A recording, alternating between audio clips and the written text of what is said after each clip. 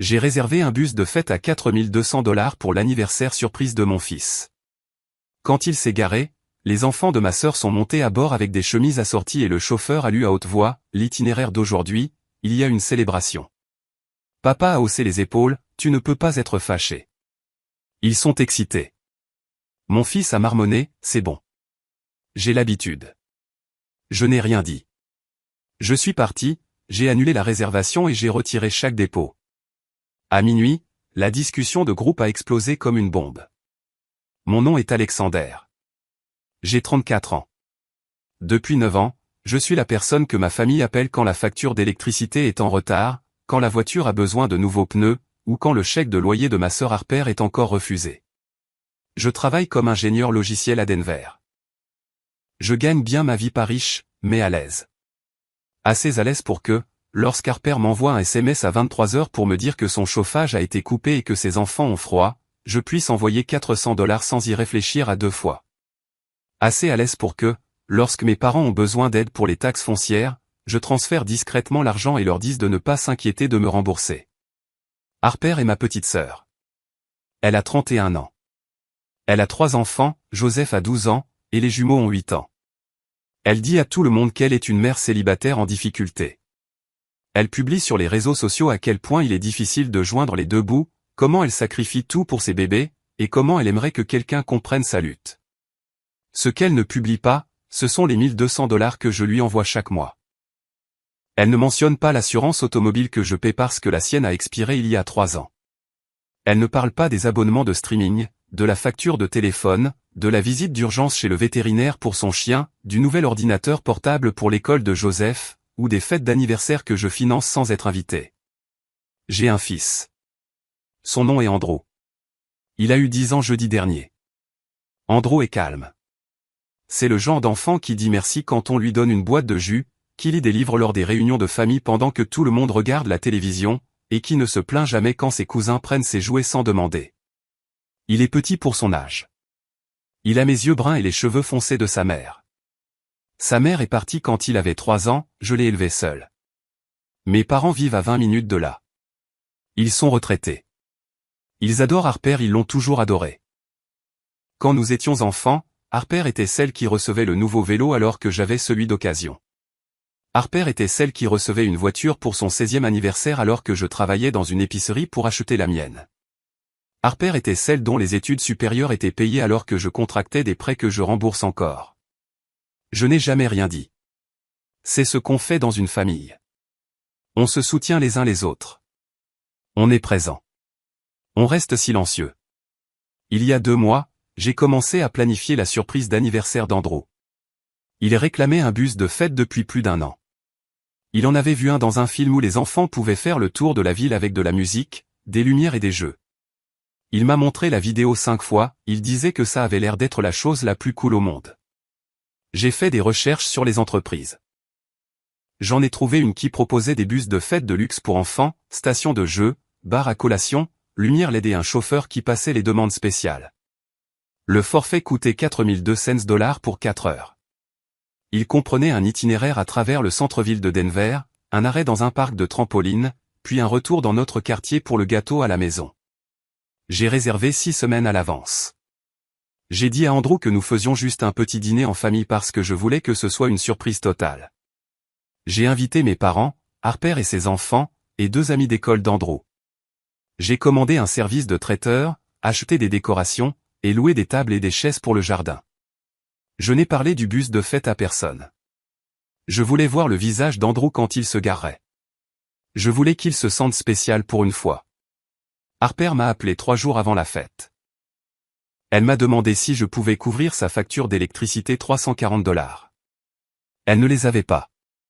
Je lui ai demandé ce qui était arrivé aux 1200 $ que j'avais envoyés il y a 2 semaines. C'est allé à d'autres choses, a-t-elle dit. Elle ne voulait pas en parler. Ses enfants ne devraient pas avoir à rester dans le noir parce que j'étais difficile. J'ai transféré l'argent. Mes parents ont appelé le soir même.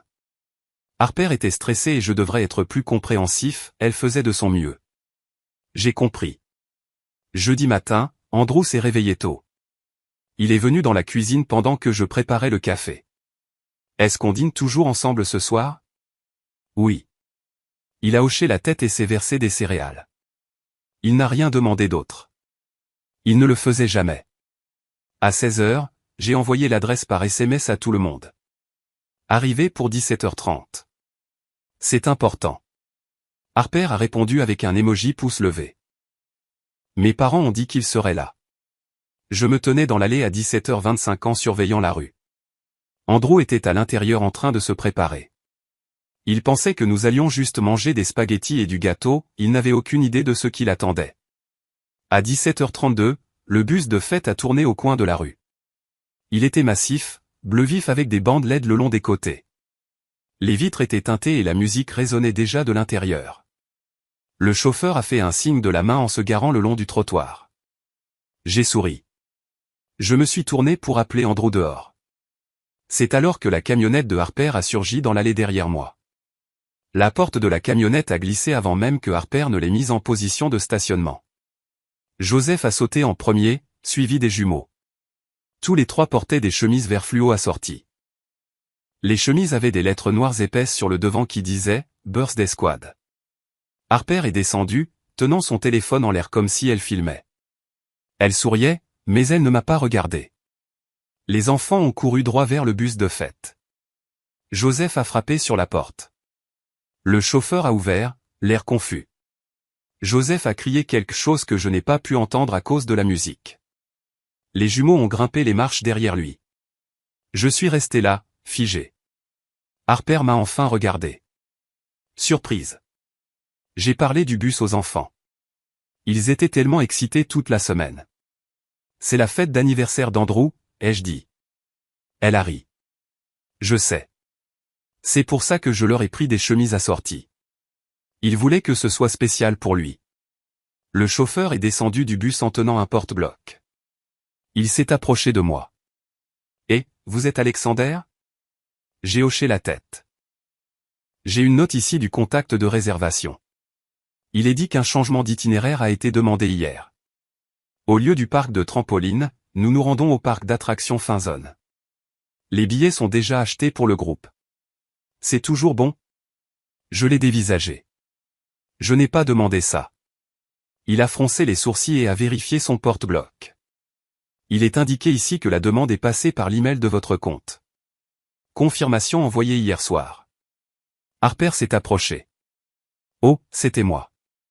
Je me suis connecté à ton compte pour mettre à jour l'itinéraire. Le parc de trampoline est ennuyeux. Le parc d'attractions a de bien meilleurs manèges. Les enfants vont adorer. Mes poings se sont serrés. Tu t'es connecté à mon compte? Elle a haussé les épaules. Tu utilises le même mot de passe pour tout. Ce n'était pas difficile. Mes parents sont arrivés à ce moment-là. Mon père est descendu le premier. Il a vu le bus de fête et a souri. Waouh, Alexander, tu as vraiment mis le paquet. Ma mère s'est approchée, regardant les enfants de Harper sautiller sur les sièges du bus à travers la vitre. C'est tellement gentil de ta part. Harper nous a dit que tu voulais faire quelque chose de sympa pour tous les enfants. C'était pour Andrew, ai-je dit. Harper a coupé la parole. Et Andrew va passer un super moment avec ses cousins. Tu sais qu'il n'a pas beaucoup d'amis.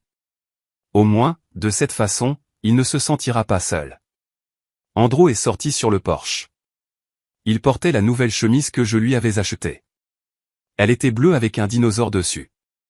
Il a vu le bus et ses yeux se sont agrandis. Puis il a vu ses cousins à l'intérieur s'appropriant déjà les stations de jeu. Il a vu les chemises assorties. Il a vu Harper filmer le tout. Son visage a changé. L'excitation l'a quitté comme si quelqu'un avait retiré une prise. Andrew, monte ici. C'est ton anniversaire. Ton cousin t'a gardé une place. Andrew m'a regardé. Je n'oublierai jamais ce regard. Ce n'était pas de la colère. Ce n'était pas de la confusion. C'était juste de la fatigue comme s'il avait vu exactement la même chose se produire 100 fois auparavant et savait qu'il était inutile de se battre. Il est descendu lentement l'allée et est monté dans le bus. Joseph l'a bousculé pour attraper une manette. L'un des jumeaux a pris le siège vers lequel Andrew se dirigeait. Andrew a fini dans le coin arrière, à côté d'un haut-parleur. Le chauffeur m'a regardé. On peut y aller. Mon père m'a tapé sur l'épaule. C'est vraiment généreux, fils. Les enfants de Harper traversent une période difficile. Tu sais à quel point c'est dur pour elle. Et pour Andrew? Mon père a froncé les sourcils. Andrew va bien. Regarde, il sourit. J'ai regardé. Andrew ne souriait pas. Il fixait la fenêtre, les mains croisées sur ses genoux. Tu ne peux pas être fâché pour ça, Alexander, a dit mon père. Ce ne sont que des enfants. Ils sont excités. Harper s'est penchée tout près. Elle a chuchoté pour que moi seul puisse entendre, tu fais toujours ça. Tu ramènes tout à toi. Laisse-les s'amuser. J'ai regardé le bus. J'ai regardé Andrew dans le coin arrière. J'ai regardé Harper tenant son téléphone, enregistrant ses enfants en train de passer le meilleur moment de leur vie. Je n'ai rien dit. J'ai fait demi-tour et je suis entré dans la maison. J'ai entendu ma mère m'appeler, me demandant où j'allais. J'ai entendu Harper rire. Il fait son mélodramatique. Je suis allé dans mon bureau, j'ai fermé la porte et je me suis assis à mon bureau. J'ai ouvert mon ordinateur portable et je suis allé sur le site web de la compagnie de bus de fête. Je me suis connecté à mon compte et j'ai trouvé le bouton d'annulation. Je l'ai fixé pendant 10 secondes, puis j'ai cliqué. Une fenêtre contextuelle est apparue, êtes-vous sûr? Les annulations effectuées moins de 48 heures avant l'événement ne sont pas remboursables, mais mettront fin au service immédiatement. J'ai cliqué sur confirmer. Mon téléphone a vibré 3 secondes plus tard. Un SMS du chauffeur, reçu un avis d'annulation. Je dois faire demi-tour. Désolé, mec. Je n'ai pas répondu. J'ai entendu des cris dehors. J'ai entendu le moteur du bus monter en régime. J'ai entendu Joseph hurler, demandant pourquoi il s'arrêtait. J'ai ouvert un nouvel onglet. Je me suis connecté au portail du traiteur et j'ai annulé la commande. Puis j'ai annulé la location de table. Puis j'ai annulé la réservation du parc d'attractions vers lequel Harper avait changé. Chaque email d'annulation qui arrivait dans ma boîte de réception me faisait l'effet d'une petite porte qui se fermait. Je me suis levé et je suis allé à la fenêtre. J'ai regardé le bus de fête s'éloigner du trottoir. Les enfants étaient pressés contre les vitres, confus. Harper se tenait dans l'allée en criant après le chauffeur. Mes parents essayaient de la calmer. Andrew était toujours dans le bus. Je pouvais le voir à l'arrière. Il me regardait par la fenêtre. J'ai levé la main pour un petit salut. Il m'a répondu par un signe. Le bus a tourné au coin et a disparu. Harper est entrée 10 minutes plus tard. Elle n'a pas frappé. Elle a ouvert la porte violemment et a marché droit vers mon bureau. C'était quoi ce bordel? Je ne l'ai pas regardé. Je fixais mon écran d'ordinateur. Mon application bancaire était ouverte. Je regardais 9 ans de transactions, paiement de loyer, facture de services publics, réparation de voitures, courses, fonds d'urgence, argent d'anniversaire, argent de Noël, fournitures scolaires, facture de vétérinaire. 127 340 $. C'était le total. J'avais envoyé 127 340 $ à Harper en 9 ans. Tu as gâché leur journée. Tu m'as humilié devant maman et papa. Je ne la regardais toujours pas. Elle s'est penchée sur mon bureau. Est-ce que tu m'écoutes au moins? J'ai fermé l'ordinateur portable et je me suis levé. Je suis passé devant elle sans dire un mot. Je suis monté dans la chambre d'Andrew. Il était assis sur son lit, portant toujours la chemise avec le dinosaure. Il avait un livre ouvert sur ses genoux, mais il ne le lisait pas. Il fixait juste les pages. Je me suis assis à côté de lui. Je suis désolé. Il m'a regardé. Pourquoi? Je ne savais pas comment répondre à cela. J'étais désolé d'avoir annulé le bus. J'étais désolé d'avoir laissé Harper prendre le contrôle. J'étais désolé pour les 10 dernières années où il avait été invisible dans sa propre famille. C'est bon, papa. J'ai l'habitude. Ces 6 mots ont brisé quelque chose en moi. J'ai l'habitude. Un enfant de 10 ans ne devrait pas avoir l'habitude d'être ignoré. Un enfant de 10 ans ne devrait pas accepter d'être effacé. Un enfant de 10 ans ne devrait pas avoir à balayer d'un revers de main le vol de son propre anniversaire. Mais Andrew l'a fait, parce que je le lui ai appris en ne m'affirmant jamais, en restant toujours silencieux, en finançant les gens qui lui faisaient du mal et en prétendant que c'était de l'amour. Ce n'est pas bon. Il a fermé son livre. Joseph a dit que le bus était censé aller au parc d'attractions. Est-ce que c'est vrai? J'ai hoché la tête. C'est pas grave. De toute façon, je préfère le parc de trampoline. Il mentait. Il détestait le parc de trampoline. Il m'avait dit une fois que c'était trop bruyant et que les autres enfants le bousculaient. J'ai passé mon bras autour de lui et il s'est blotti contre moi. Nous sommes restés assis là en silence. En bas, j'entendais Harper crier après mes parents. J'entendais ma mère essayer de la calmer. J'entendais mon père dire quelque chose sur le fait que j'étais déraisonnable. Tu penses que tante Harper est fâchée contre toi? Probablement. Est-ce que tu es fâché contre elle? J'y ai réfléchi. Étais-je fâché? J'avais passé 9 ans à ravaler ma colère. J'avais passé 9 ans à prétendre que cela ne me faisait pas mal quand Harper s'attribuait le mérite de choses que j'avais payées. J'avais passé 9 ans à regarder mon fils être mis de côté pendant que ses cousins recevaient tout. Je ne sais pas encore. Andrew a hoché la tête. Est-ce que je peux quand même avoir du gâteau? J'ai souri. Oui, on peut avoir du gâteau. Juste nous deux. Juste nous deux. Il a souri. C'était un petit sourire, mais il était vrai. Je suis descendu après qu'Andrew se soit endormi. Harper était parti. Mes parents étaient assis dans le salon. Ma mère m'a regardé comme si j'étais un étranger. Tu dois des excuses à Harper. Non, je ne lui en dois pas, mon père s'est levé. C'est ta sœur. Elle est en difficulté. Elle n'est pas en difficulté. J'ai tout payé. Ma mère a secoué la tête. Ce n'est pas vrai. Harper a 2 emplois. J'ai ri. Ce n'était pas un son joyeux. Harper travaille à temps partiel dans une boutique. Elle gagne 15 par mois avant impôt. Son loyer à lui seul est de $1 400. Je couvre la différence depuis 9 ans. Mon père a froncé les sourcils. Elle ne nous a jamais dit ça. Je sais.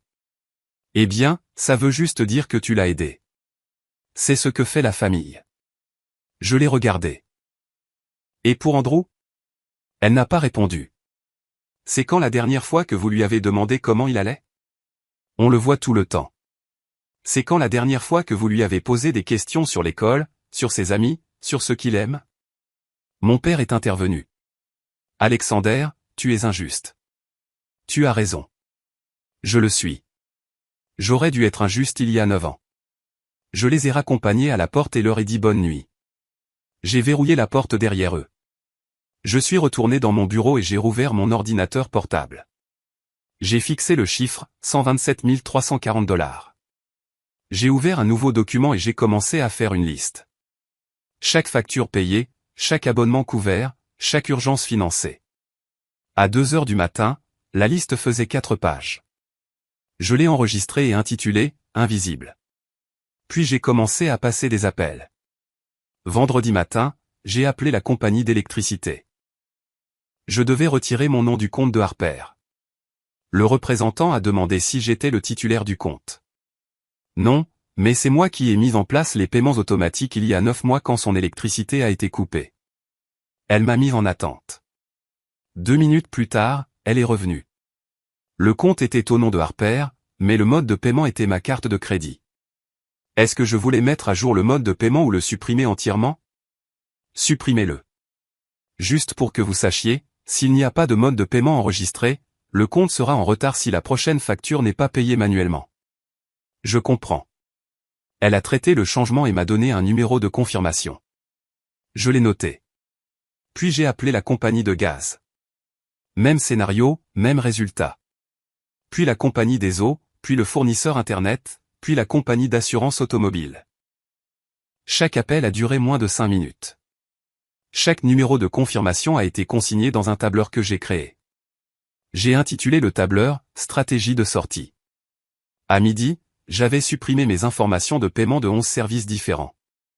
Je n'ai rien annulé, j'ai juste cessé d'être le filet de sécurité. J'ai vérifié mes emails.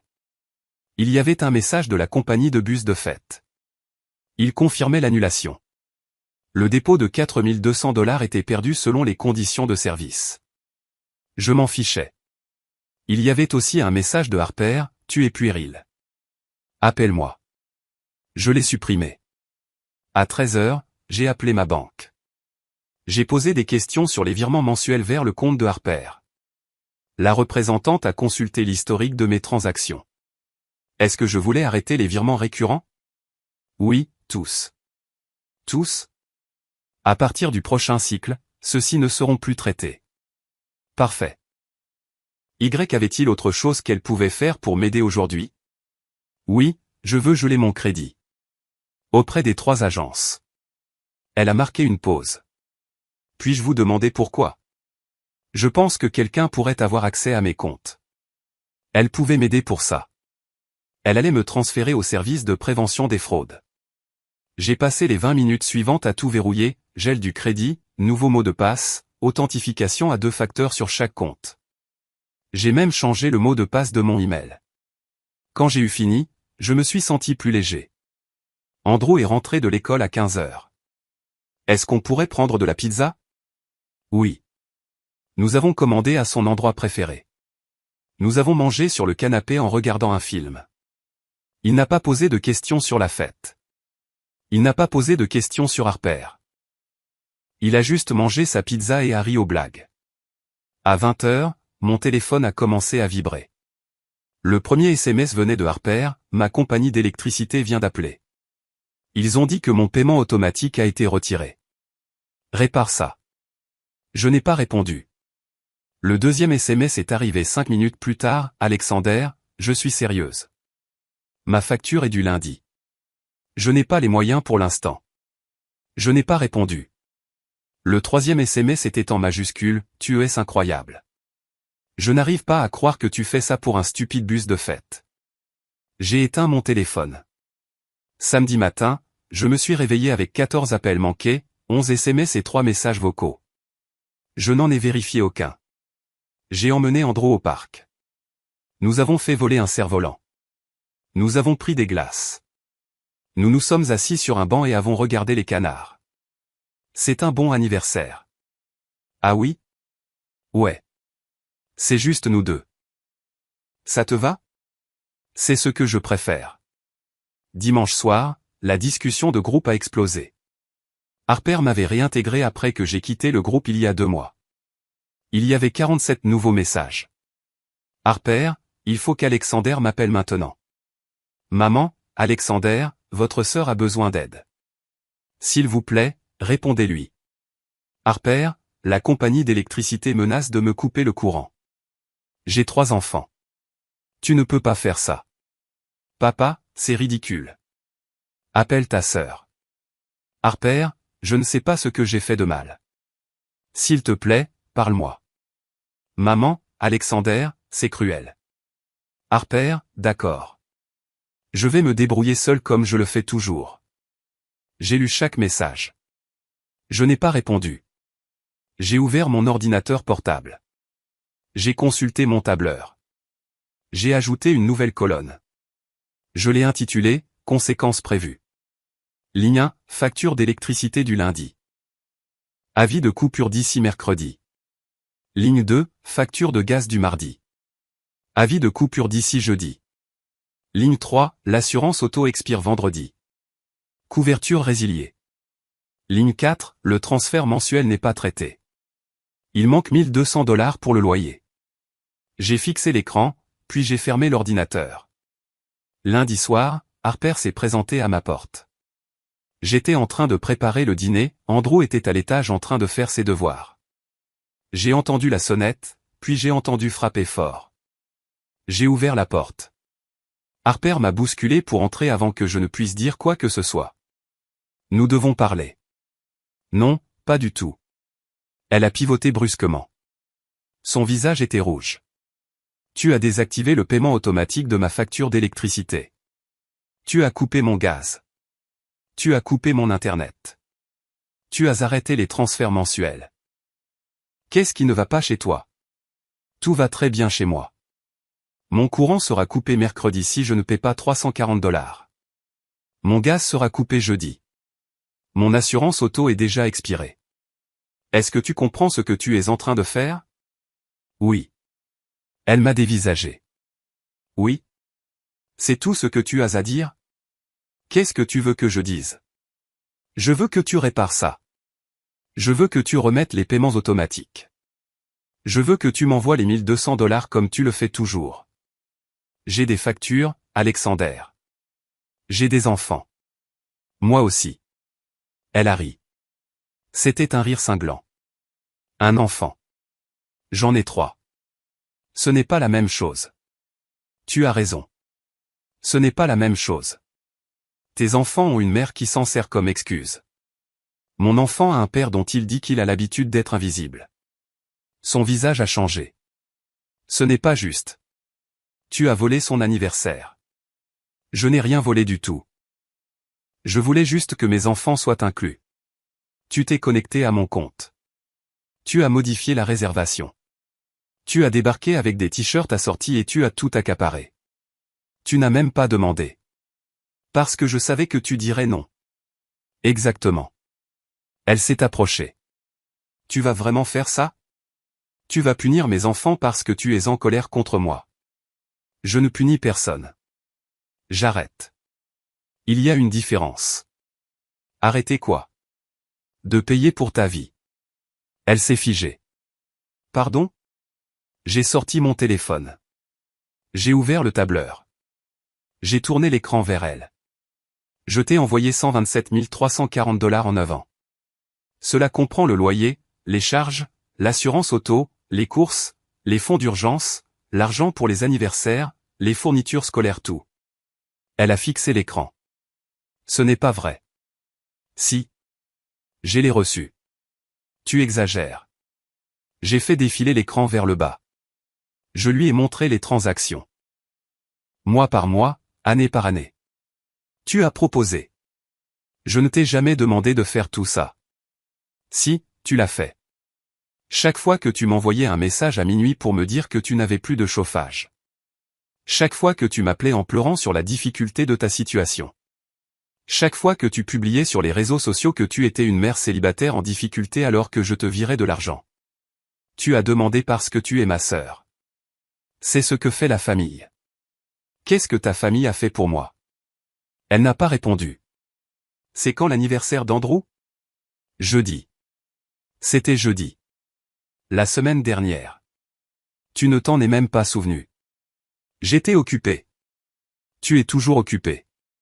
Sauf quand tu as besoin d'argent. Ce n'est pas juste. Tu déformes tout. J'ai fini de déformer. J'arrête. Tu ne peux pas faire ça. Je vais le dire à maman et papa. Vas-y. Ils seront tellement déçus par toi. Ils sont déjà déçus par moi. Je suis celui qui n'a pas d'importance. Je suis la roue de secours. Je suis le distributeur automatique. Ce n'est pas vrai. Alors où était-il quand Andrew est né? Où était-il quand sa mère est partie? Où était-il quand il a eu une grippe si forte que j'ai dû l'emmener aux urgences à 3 heures du matin et que j'ai appelé à l'aide et que personne n'a répondu? C'était il y a des années. Et tu sais où ils étaient jeudi dernier? Chez toi. À t'aider à préparer la fête de football de Joseph. Elle a ouvert la bouche, puis l'a refermée. Sors d'ici, Harper. Sors de ma maison. Paie tes propres factures. Finance ta propre vie. J'ai fini. Tu vas le regretter. Peut-être, mais pas ce soir. Elle est restée là pendant 5 secondes de plus. Puis elle s'est retournée et est sortie. Elle a claqué la porte si fort que le cadre a tremblé. Je suis resté dans le couloir, respirant avec difficulté. Andrew est descendu. C'était tante Harper? Oui. Elle avait l'air en colère. Elle l'était. Est-ce que ça va? Je l'ai regardé. Oui, je pense que ça va. Bien. Il est remonté à l'étage. Je suis allé dans la cuisine. J'ai fini de préparer le dîner. Mes mains tremblaient, mais je me sentais calme. Pour la première fois en 9 ans, je me sentais calme. Mardi matin, j'ai demandé une semaine de congé. Mon patron n'a pas posé de questions, j'avais 3 semaines de vacances non utilisées. Il a approuvé immédiatement. J'ai passé la journée de mardi à tout organiser. J'ai imprimé 9 ans de relevés bancaires. J'ai surligné chaque transaction destinée à Harper, les paiements de loyer en jaune, les charges en vert, les fonds d'urgence en rouge, tout le reste en bleu. À la fin de la journée, j'avais 47 pages de transactions surlignées. Je les ai mises dans un classeur. Je l'ai étiqueté « Dossier de soutien financier ». Ensuite, j'ai parcouru mes courriels. J'ai cherché le nom de Harper. J'ai trouvé 1340 courriels. La plupart étaient courts, et « Tu peux m'aider pour la facture d'électricité ?» Urgence. Besoin de 200 pour les réparations. Joseph a besoin de nouveaux crampons. Tu peux envoyer 60 $? J'en ai imprimé 30 ceux qui montraient le schéma habituel, ceux où elle disait que c'était une urgence, ceux où elle promettait de me rembourser. Je les ai mis dans le classeur derrière les relevés bancaires. Ensuite, je me suis connecté au site de la compagnie d'électricité. J'ai demandé une copie de l'historique des paiements d'Harper pour les 3 dernières années. Ils l'ont envoyé en moins d'1 heure. Cela montrait chaque paiement que j'avais effectué, chaque avis de retard que j'avais empêché de se transformer en coupure. Je l'ai imprimé. Je l'ai ajouté au classeur. J'ai fait de même pour la compagnie de gaz, la compagnie des eaux, le fournisseur Internet.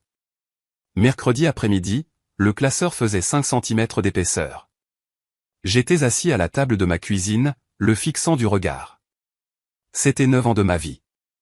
C'était 47 pages de preuves que j'avais été invisible, que j'avais été utilisé. Mon téléphone a vibré. C'était un SMS de ma mère, le courant d'Harper a été coupé ce matin. Ses enfants ont peur. Tu dois l'aider. Je n'ai pas répondu. Un autre SMS est arrivé, c'est cruel, Alexander. Je ne t'ai pas élevé pour que tu sois cruel. J'ai retourné mon téléphone face contre table. Jeudi matin, mon téléphone a sonné. C'était mon père. J'ai répondu. Ta mère est très contrariée. D'accord. Le gaz d'Harper a été coupé ce matin. Il fait 4 degrés dehors. Ses enfants gèlent. Elle n'a qu'à payer pour qu'il soit rétabli. Elle n'a pas l'argent. Ce n'est pas mon problème. Alexander, c'est ta sœur. Je sais qui elle est. Tu es égoïste. Peut-être. Qu'est-ce que tu veux qu'on fasse? Rien. Je veux que vous ne fassiez rien. Ce n'est pas une option. Alors payez ses factures. Il est resté silencieux un long moment. Nous avons un revenu fixe. Je sais. Nous n'avons pas les moyens de l'aider comme toi tu le peux. Alors elle doit trouver une solution.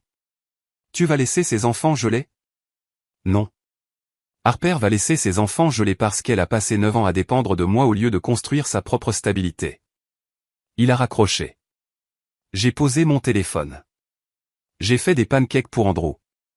Nous avons pris le petit déjeuner ensemble. Il m'a parlé d'un livre qu'il lisait. Il m'a parlé d'un enfant à l'école qui avait partagé son déjeuner avec lui. Après son départ pour l'école, je suis retourné dans mon bureau. J'ai consulté mon compte bancaire. J'ai regardé le solde. Pour la première fois en 9 ans, il ne descendait qu'à cause de mes propres dépenses, mes propres courses, mes propres charges, ma propre vie. C'était étrange. C'était agréable. Vendredi matin, la discussion de groupe a détonné. Je me suis réveillé avec 68 notifications. J'ai préparé du café avant d'en vérifier une seule. Harper, mon assurance auto est expirée.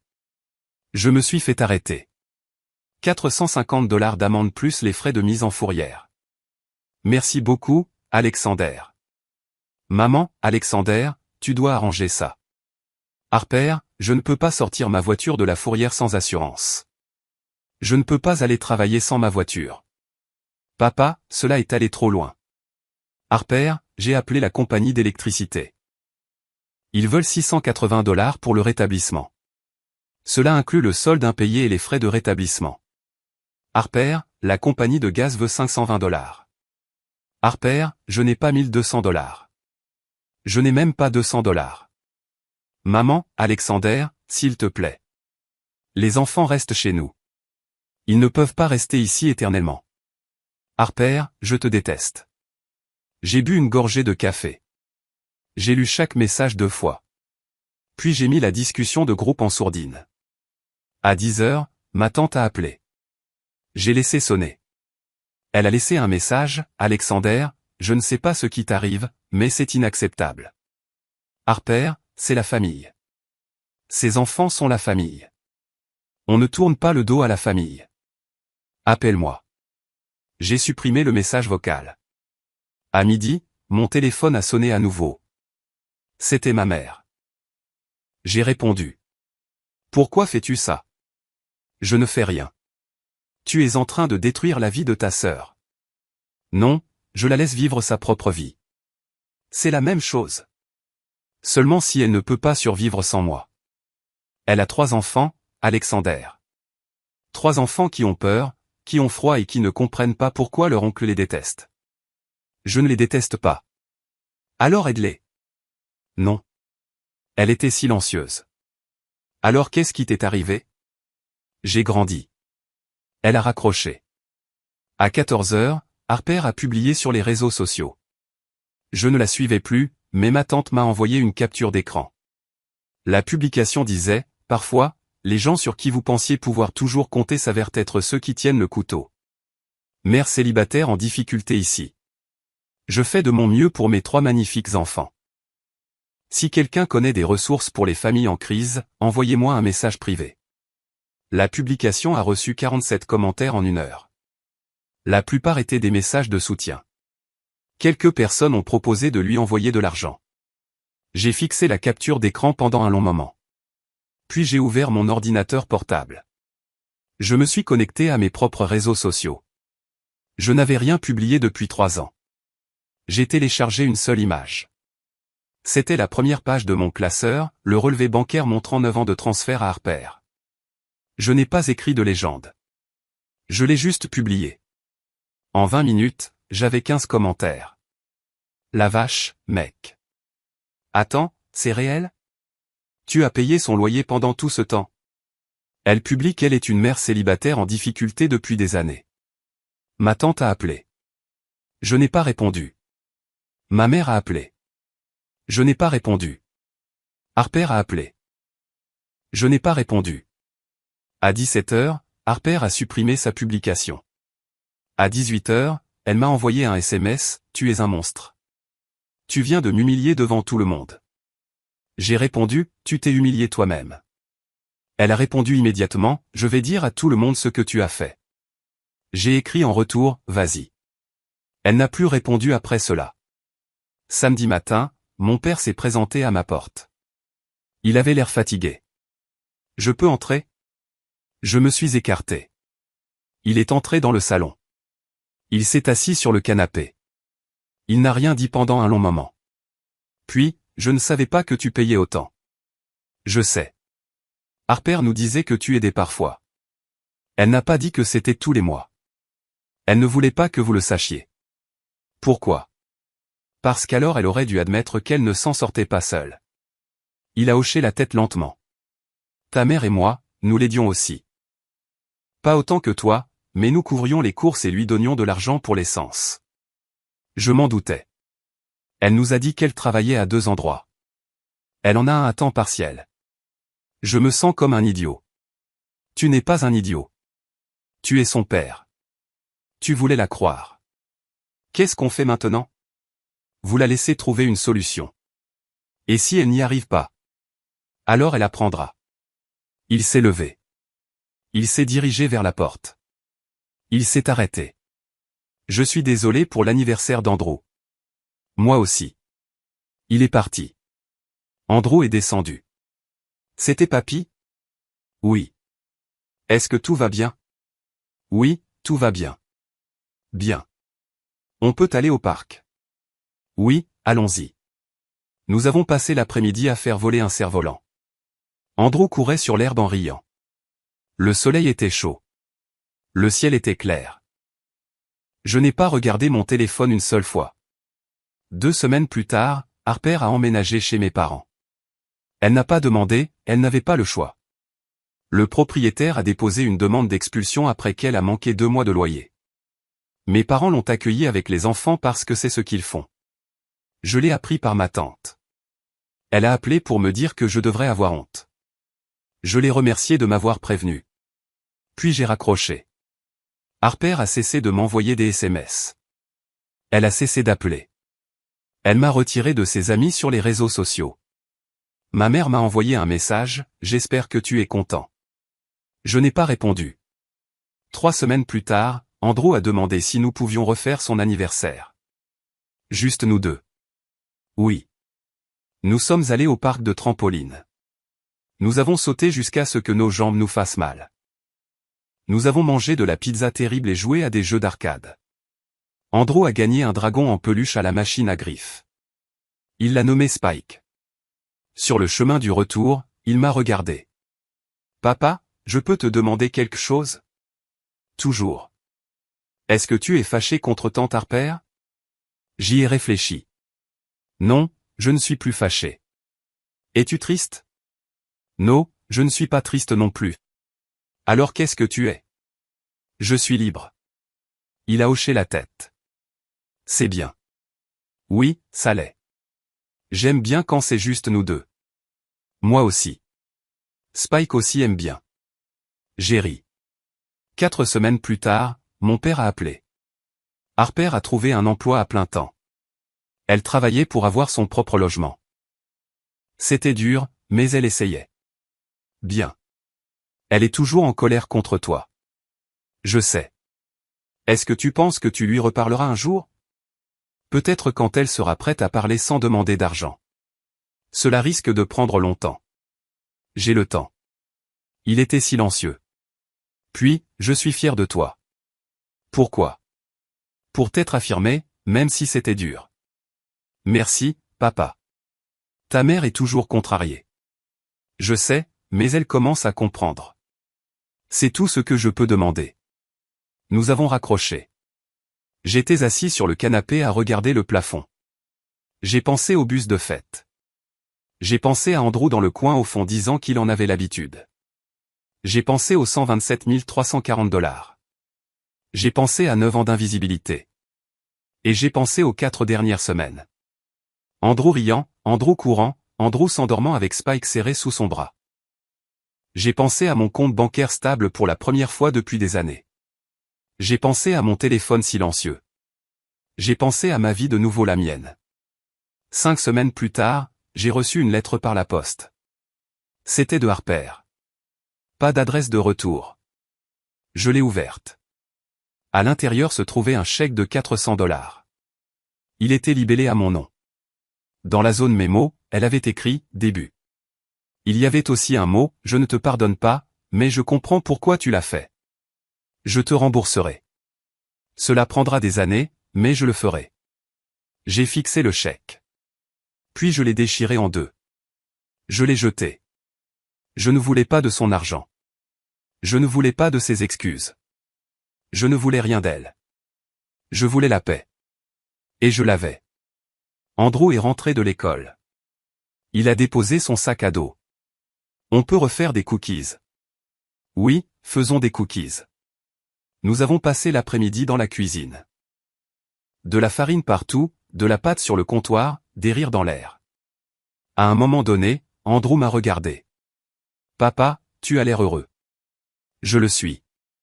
Bien. Moi aussi. Ce soir-là, je l'ai bordé.